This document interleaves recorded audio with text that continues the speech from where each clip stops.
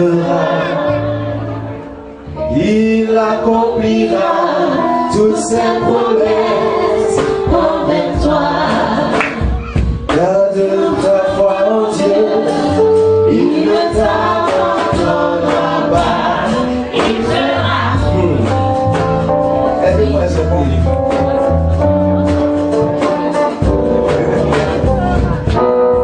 Je veux que tu écoutes cette chanson véritablement. Nous sommes pour mon papa, comme papa l'a dit tout à l'heure. Il nous a expliqué un peu ce que c'est que papa.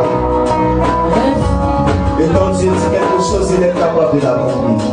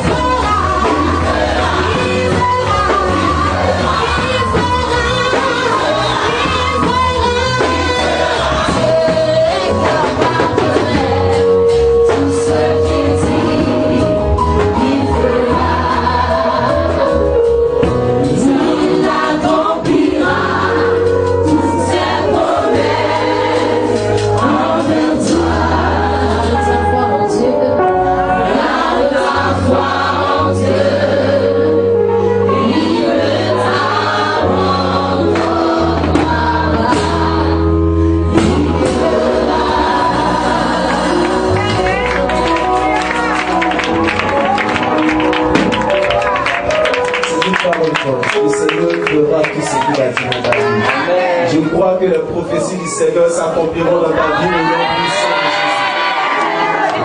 Jésus. Cette année ne passera pas que les prophéties se soient accomplies dans ta vie au nom de Jésus. Vous savez, quand la Bible dit, quand Dieu dit quelque chose, la parole qu'il a dite ne retourne pas à lui sans avoir accompli sa volonté, exécuté sa volonté et accompli ses desseins. La parole du Seigneur exécute la volonté de Dieu dans ta vie au nom de Jésus. Oh, vous n'avez pas bien compris ce que notre papa a dit ce matin. Il dit, il voulait nous tuer, mais il ne nous a pas tués. Est-ce que tu comprends un peu? Mais c'est nous qui voulons tuer, mais il n'a pas tué les promesses de Dieu. Alors tant qu'on n'est pas mort, la promesse de Dieu va se réaliser dans notre vie. La vérité. Tu as traversé des moments difficiles. La promesse de Dieu va s'accomplir dans ta vie. Vous savez, ce matin, je suis venu te parler de quelque chose de mystérieux. Dis avec moi mystérieux. Vous savez, quand papa expliquait la part tout à l'heure, j'étais en train de voir une image. L'homme était plongé dans la malédiction. Et l'homme était comme un mouton de sacrifice. C'est la cas. L'homme n'avait aucune défense. Est-ce qu'un mouton peut se défendre? Non. Au village, il y a un ancien qui m'a dit, le mouton, quand tu viens le voler, il dit rien. N'est-ce pas? Comment c'est ça? Il dit rien. Tu viens sur le soulève, tu fuis. On connaît Cabri, tiens moi. Cabri va dire, ouais. Mais nous étions comme des moutons de sacrifice. Condamnés à la mort et à la mort éternelle. On n'y avait plus de solution pour nous. Comment? Asseyez-vous. Asseyez-vous.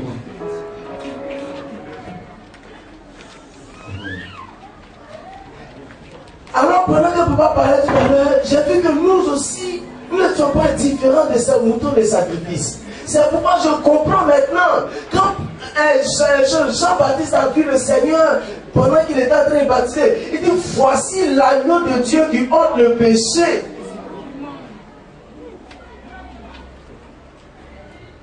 Il y a un ancien qui m'a dit,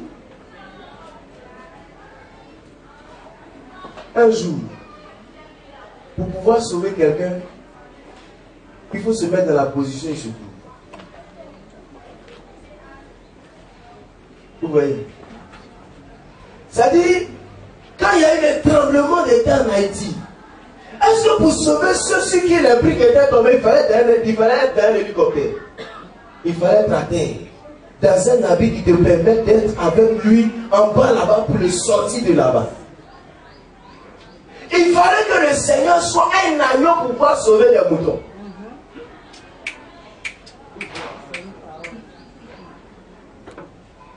C'est ça, ça se comprend un peu.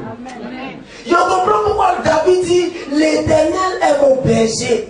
Je ne manquerai de rien. Il me conduit vers de verts. Je n'ai jamais vu troupeau de cabris. Les troupeaux de moutons, il y en a beaucoup. Mais les moutons sont des animaux vulnérables.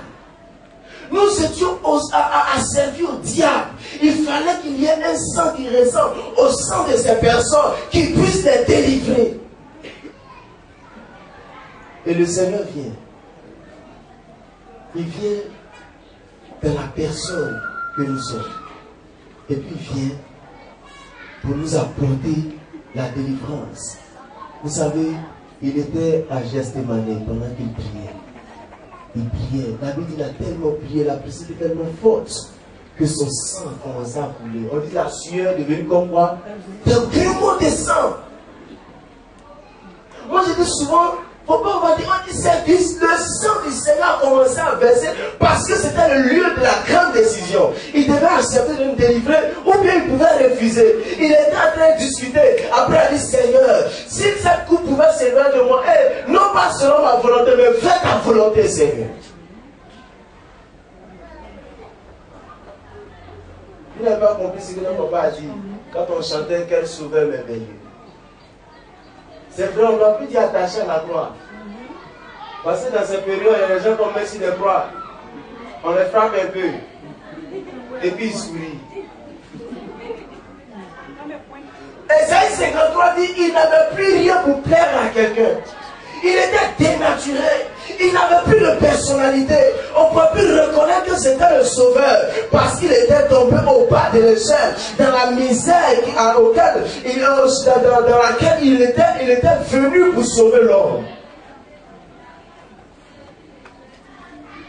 Il est venu sur la croix en tant qu'agneau de Dieu. N'est-ce pas? Et comme je dis, il n'avait pas de défense. Il ne pouvait pas se défendre. Il était là et il devait subir parce qu'un agneau il subit. Un agneau ne se défend pas. Il devait accomplir parce qu'il était un agneau. Il devait mourir parce qu'il était un agneau pour sauver un troupeau de moutons. Il devait accroupir. Qui a déjà vu quelqu'un contre un mouton? Contre un mouton. Est-ce que le mouton parle? Le mouton ne dit pas laisse-moi. Il a subi.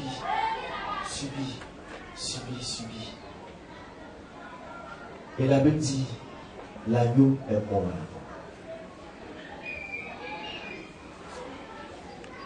L'agneau est mort à la croix pour sauver les gens. Et Dieu te dit une chose mystérieuse. Pendant qu'il était en train de réfléchir à l'agneau de Dieu qui sauve les gens, pour la chose pour laquelle nous faisons la Pâque, parce que depuis l'Égypte, le sang fait que l'ange de la mort n'a pas pu tuer. Dieu nous a communiqué la vie, il nous a sauvés. Et pendant qu'il faisait cette prière, il dit, Seigneur, voici ce que j'ai sauvé. Garde, on était sur la terre, il nous a toujours sauvés quand on est sur la terre. N'est-ce pas? Il meurt. Et le troisième jour, l'agneau de Dieu ressuscite. Mais est-ce que vous pensez qu'il est ressuscité en agneau? Vous savez, j'étais en train de réfléchir. J'étais en train de penser. Parce que s'il nous sauve, il nous laisse en tant qu'agneau, nous sommes dans une gêne.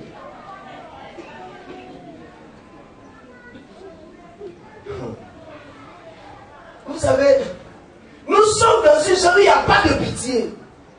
Chaque groupe a sa force, a ses forteresses. S'il nous laisse là comme ça, on est mort.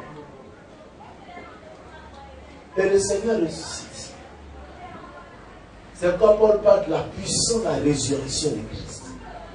Un agneau n'est pas puissant, il est faible.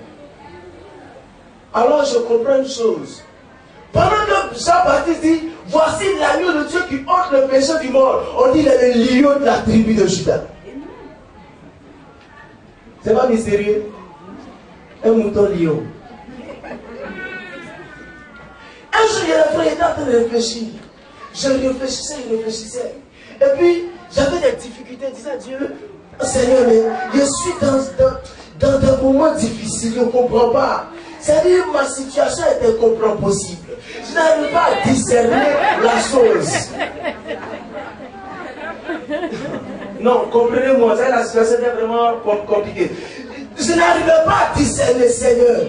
Voici enfants des gens. Voici deux enfants des gens encore de moi-même qui sont là. Qu'est-ce que je peux faire? Mais regardez, le Seigneur m'a dit une parole que je vais te dire ce matin. Le Seigneur m'a dit une parole. Et cette parole m'a requinqué. Et le terme de mon message dit c'est que je voyage sur le dos du lion.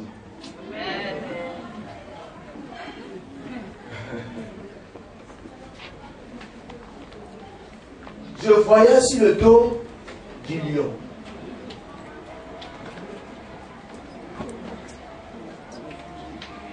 Je ne vais pas parler en beaucoup de minutes, j'ai 20 minutes. Donc je disais que la Bible dit il est le lion de la tribu de Juda. Et un jour je regarde dans Apocalypse chapitre 4. On dit il y avait des êtres vivants. Et il y en avait qui avaient des faces d'homme, des faces de veau, des faces d'aigle et des faces de lion. Ces images dépeignent un peu les différentes parties, les différentes qualités de notre Seigneur. Il est venu comme un homme, il est mort comme un veau, mais il est ressuscité comme un lion. Parce que vous voyez, s'il nous laisse en tant que des agneaux dans la jeûne, Osée chapitre 10, 11, verset 10, il dit, je vous lis ça rapidement. 11-10. Il est déporté en suivant le Seigneur. Il rugit comme un lion. En entendant rugir, ses fils arrivent de l'ouest en tremblant. Il rugit comme un quoi? Et le Seigneur revient. Il arrive, il vient vers nous. Mais il fait quoi? Il vient plus comme un agneau. Parce qu'un agneau n'a plus de force pour protéger les autres. Un agneau n'a pas de force pour donner de la protection à quelqu'un. Il faut qu'il soit un lion. Parce que c'est le lion qui rugit. Et la Bible dit dans Amos chapitre 3, verset 8, il dit le lion rugit, qui ne sera pas effrayé.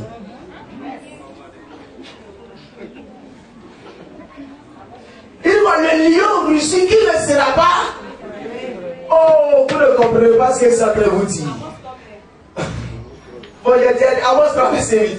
Il dit le lion rugit, qui ne sera pas effrayé. Mais regardez, je vous dis que je suis la Bible dit, il est le lion de la tribu de Juda. Quand je suis arrivé au ciel, on dit le lion est le roi de la forêt. N'est-ce pas? Un jour, j'ai demandé à un de mes maîtres, j'ai dit, maître, pardon, l'éléphant est plus gros que le lion. Et puis on dit, c'est le lion qui commande. Pourquoi? Il dit, petit, vous laissez ça comme ça. Il ne va pas donner d'explication. J'ai tout de suite compris que mon maître était embarrassé par la question. Parce que l'éléphant est gros. Il est grand. Si l'éléphant t'a dépassé, qu'il t'a poussé un peu, c'est pas bon. Pourtant, le lion peut passer à côté un peu, ne pas te blesser. N'est-ce pas? Mais tu peux mourir. L'Éternel rugit comme un lion. Et regardez, imaginez-vous dans ce champ où nous sommes.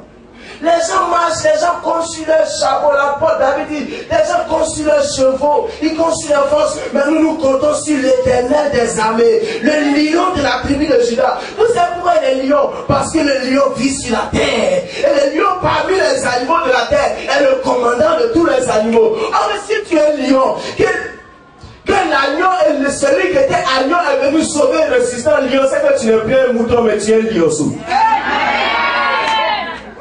Parce qu'il voit mal un agneau monter sur le dos d'un lion. Non, vous ne comprenez pas. Et donc, moi je voyais sur le dos du lion. Un jour je lisais la Bible dit, Satan rôde autour de nous comme un lion, comme. Non, mais je viens de comprendre pourquoi la Bible dit comme. Parce que le vrai lion qui ouvre la route pour que nous puissions passer, c'est le lion de la tribu de Juda. Il fait et puis on passe.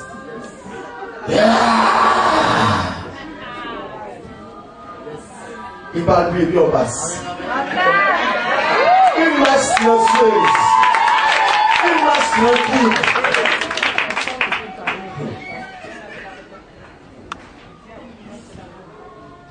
Est-ce que celui qui est comme un lion peut s'arrêter devant le rugissement de celui qui est lion? Vous savez, souvent quand on nous dit des choses, on ne comprend pas.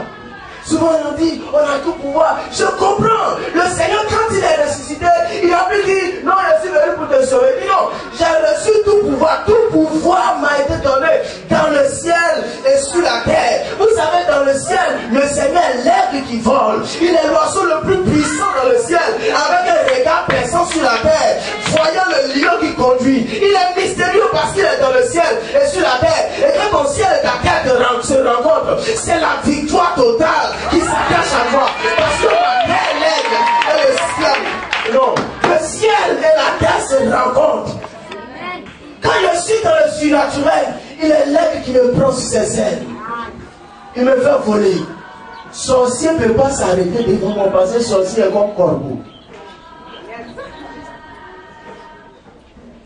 Quand on revient sur la terre, il est le lion qui marche avec moi.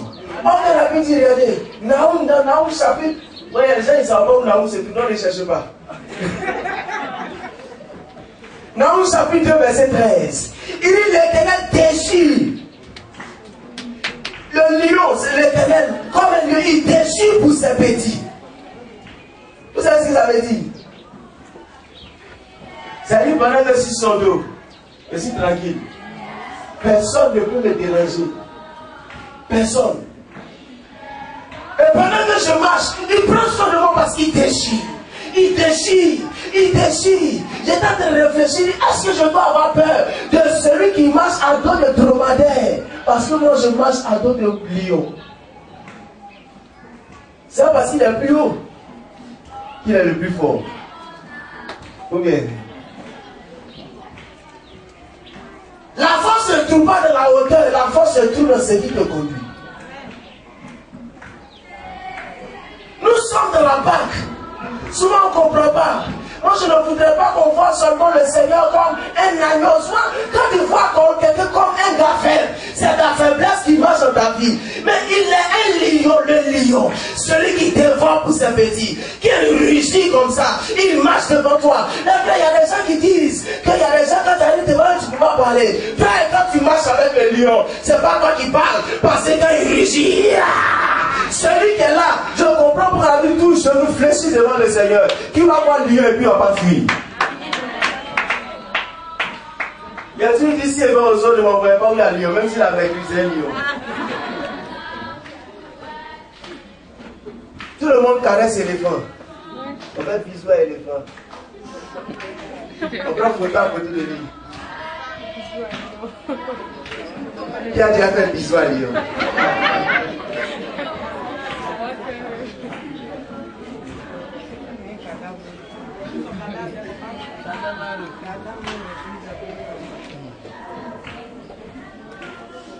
Un jour,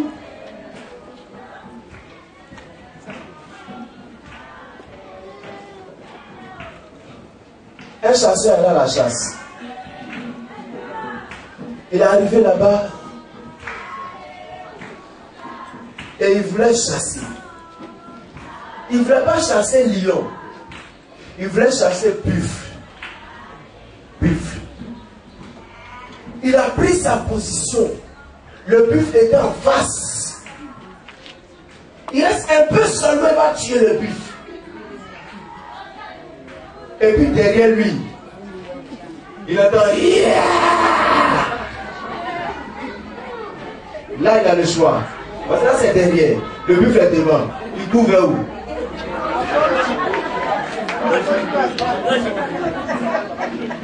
Je vous assure que c'était quelque chose de rester calme. Pour pouvoir atteindre son objectif avant de regarder qu'est-ce que c'est. Mais c'est le lion qui est dans mon dos. Et puis buffle est devant moi. Frère, buffle ne peut pas me tuer facilement parce qu'il peut le dribbler. Mais le lion peut me manger. Parce que lui, il court 3 fois plus vite qu'un buffle.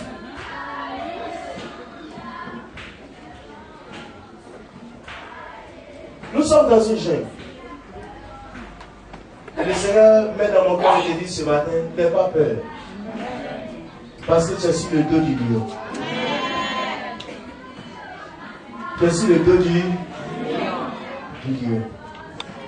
Tu vois, c'est le lion de la tribu de Judas. Souvent, quand les chrétiens on dit les choses parce que c'est écrit. On ne vit pas, on ne comprend pas. Les frères, il dit cette parole m'a révisité. C'est-à-dire chaque jour que je marche, je me réveille le matin. Je n'ai plus peur de la tête des lions parce que je marche sur le dos du lion. Moi je voyage sur le dos du lion partout où je suis. Parce qu'il est le lion de la tribu. Quand je marche, il regarde autour de moi. Je vois les dromadaires, je vois les éléphants, je vois les écureuils, je vois les petits et les grands. Les petits et les grands. Et puis aussi c'est vrai. Tu as perdu confiance parce que tu as trop vu le Seigneur comme un agneau. Il est ressuscité, mais plus comme un agneau. Amen. Il est ressuscité pour donner une nouvelle identité. Un jour, ils ont dit à Balaam, viens maudire le peuple d'Israël, viens maudire le peuple d'Israël, viens maudire. Il dit, lui là, je veux maudire, Dieu tourne ma bouche. Je veux maudire, Dieu tourne ma bouche. Est-ce que c'est l'homme bon? Est-ce qu'il est maudissable?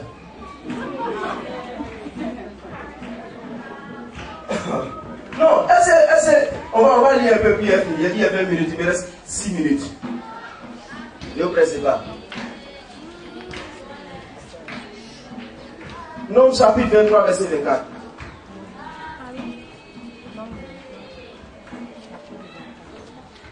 Il y a quelqu'un qui a fait le Nouveau Testament vers Éphésiens. Dites-lui qu'on a quitté vers là-bas.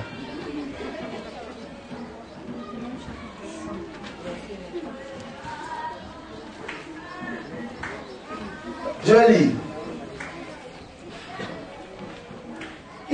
Ce peuple se lève comme un animal sauvage. Il se met debout comme un lion. Avant de se coucher, il mange la bête qu'il a prise. Il boit son sang. C'est ce que Balaam dit. Il dit, hey, le peuple que tu vois, il y a un peuple, pendant qu'ils étaient dans des situations bizarres devant le Seigneur, le Seigneur dit à Balaam, il met ses paroles dans la bouche, il dit, lui là, c'est pas un peuple n'importe qui, il est comme un lion. Je prie que le Seigneur change ton identité définitivement au nom de Jésus. Je prie que le Seigneur te fasse comprendre que tu n'es pas n'importe qui. D'habitude, on te dit que tu n'es pas n'importe qui. Ce n'est pas pour te chahuter, ce n'est pas pour t'embellir, ce n'est pas pour te, comment on dit, prêtez-moi un mot. Ce n'est pas pour te blaguer, mais c'est une réalité, les frères. La seule chose qui est réelle sur la terre, c'est la résurrection de notre Seigneur Jésus-Christ. Tous les dieux sont là. Tous les dieux ensemble, ils représentent ce qu'ils sont. Mais je pense qu'il y en a dedans qui sont les dromadaires. Il y en a dedans qui sont les cabris. Il y en a qui sont les moutons qui sont sur funérailles. Mais notre Dieu est le seul Dieu qui n'est pas influençable. Parce que le lion ne peut pas être influençable par qui que ce soit. Il y a le Dieu qui nous sauve, le Dieu qui nous conduit. Il dit, vous êtes un peuple, mais un peuple de lions. Personne ne peut s'arrêter devant vous.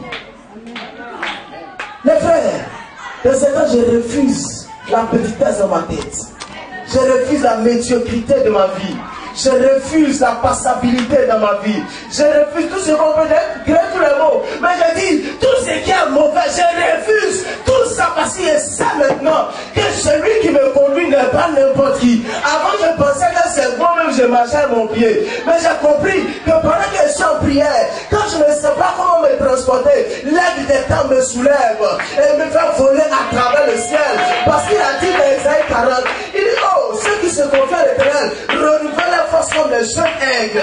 Ils marchent, ne se fatiguent pas. Ils courent, ne se lassent pas. Ça dit, je peux courir autant que je peux. Parce que le Seigneur, en fait, je ne cours pas. Il me fait voler. Amen. Amen. Parce que si un homme court, il va se fatiguer. Mais quand tu es sur le dos de quelqu'un qui te fait voler,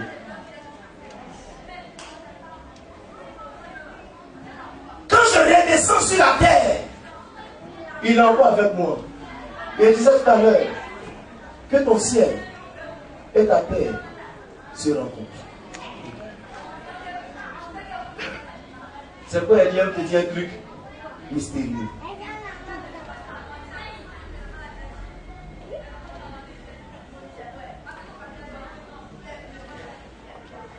Je prie que la grâce de Dieu te visite au nom de Jésus.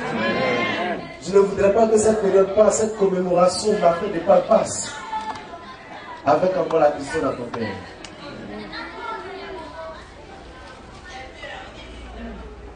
Tu pensais peut-être que tu n'allais pas avancer. Mais tu n'es pas seul en fait. Tu croyais ne pas pouvoir avancer parce que tu pensais que tu étais seul.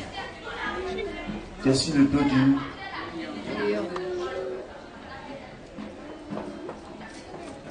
Que la grâce et la faveur du Seigneur soient. Amen.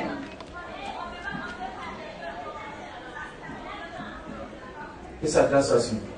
Amen. Nous allons lever, nous allons.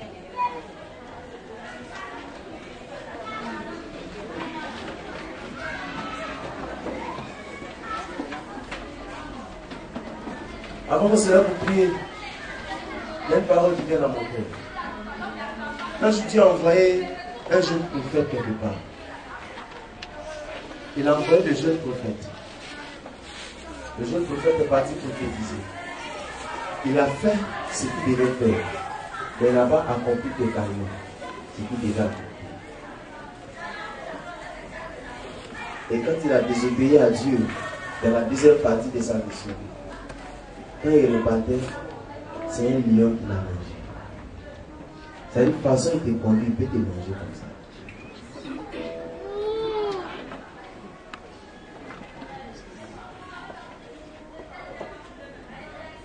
Vous ne comprenez pas.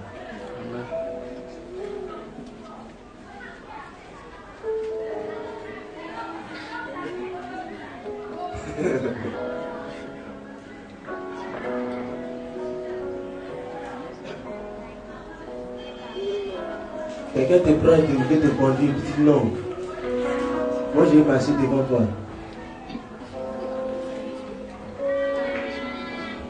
Je vais passer devant toi. Vous savez, on dit que ça sent c'est quand quelqu'un te conduit, il sait qui est ton ennemi. Et si tu es parmi les ennemis, il ne saura plus qui est le vrai ennemi et qui ne l'est pas. Quand il veut bombarder, il bombarde le monde. Tu as été désobéissant au Seigneur. Il ne va pas te manger maintenant. Mais il veut te conduire. Il veut que tu repartes à nouveau avec lui. Tu vas prier le Seigneur, le Seigneur. On nous a parlé de la Pâque. Et on nous dit que tu es le lion de la tribu de Juda. Le lion qui conduit. Le lion qui dévore. Le lion qui rugit. Qui écarte nos ennemis sur le chemin. Et qui les fait évoluer.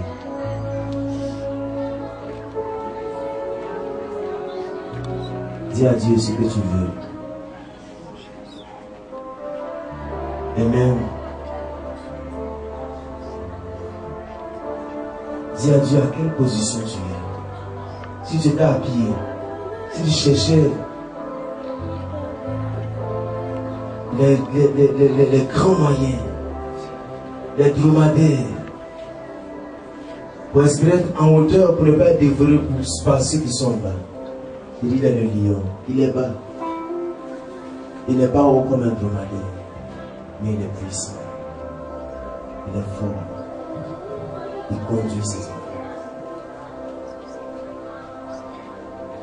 Dis à Dieu, conduis-moi. Conduis-moi par la main, Seigneur. Conduis-moi. Ouvre le chemin de nous. Prie le Seigneur.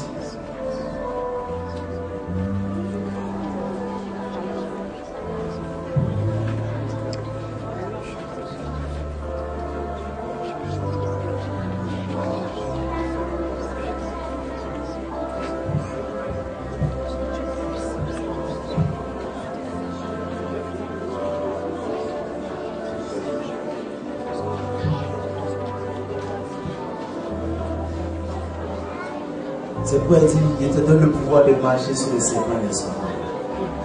En fait, ce n'est pas tes pieds qui marcheront. Tu es assis sur le dos du lion qui peut te conduire. L'homme le plus fort. Il est le roi des rois. Il est le Seigneur de tous les seigneurs. Il est le Dieu tout-puissant. Il se révèle à toi encore. Il te rappelle que son sang a coulé, c'était pour changer ta nature, changer ta personnalité. Tu es un lion qui peut dévorer, qui peut arracher, qui peut prendre ce qui lui appartient.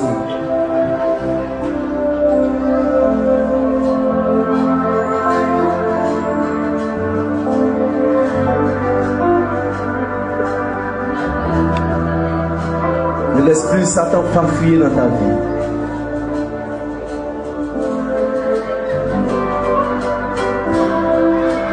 L'Éternel est mon guide, mon libérateur.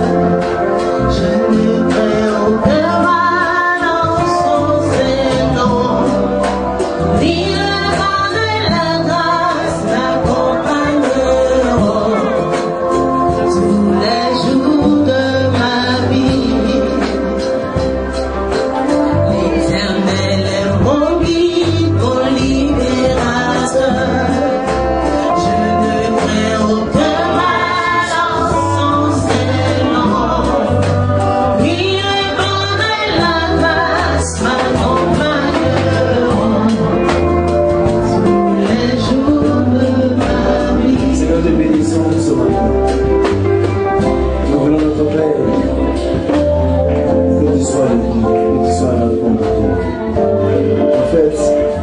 soit celui sur qui nous sommes. Il marche à notre place. Il rougit pour nous. Il dévore pour nous. Seigneur, tu veux nous dire que rien ne peut nous amener. Rien, aucun obstacle ne pourra se présenter que tu ne briseras pour nous, Seigneur.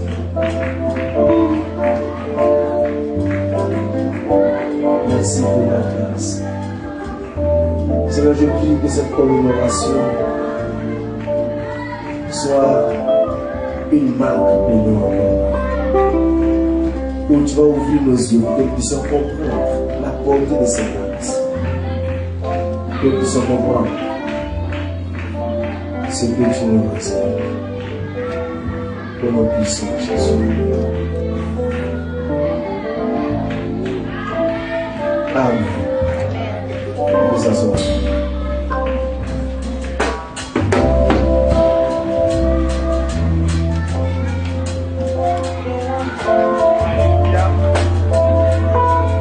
Alléluia. Alléluia. Je dis Alléluia. Bien-aimé, Alléluia. Avec un tel message, nous devons être en train d'acclamer le Seigneur. Amen. Amen. Que le Seigneur nous bénisse de ce que nous avons applaudi le pasteur Kwasi. Amen. Mais je dis, on dit le Seigneur Jésus n'est pas mort et resté dans le tombeau. Il est mort et il est ressuscité. Et quand il est ressuscité, il n'est pas ressuscité en tant que qui? En tant qu'agneau, mais en tant que lion. Je veux que ce matin, on acclame le lion de la tribu de Juda.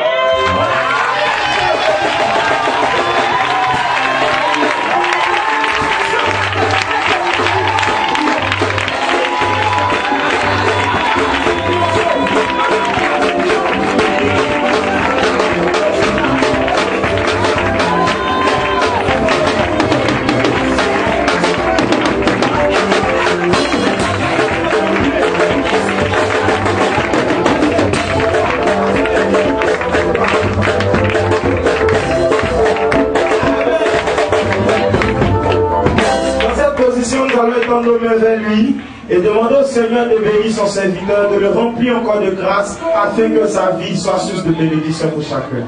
Prie le Seigneur ton Dieu.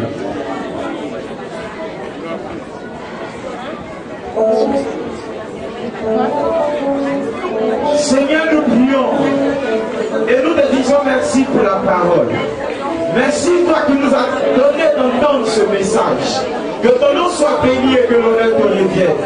Nous voulons remettre la vie de ton serviteur entre tes mains. Celui que tu as choisi pour nous donner le message de ce jour.